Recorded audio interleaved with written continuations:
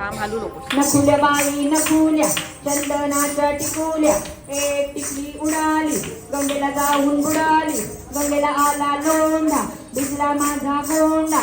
गोंड्या खाली रुपाया भाऊ माझा शिपाया.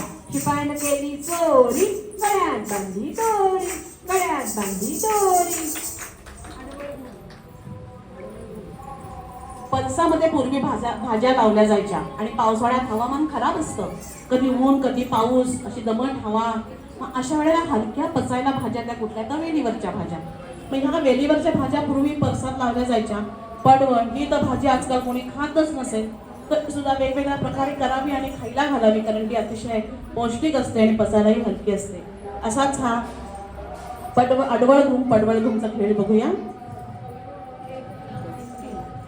आडवळ घुम पडवळ घुम, आडवळ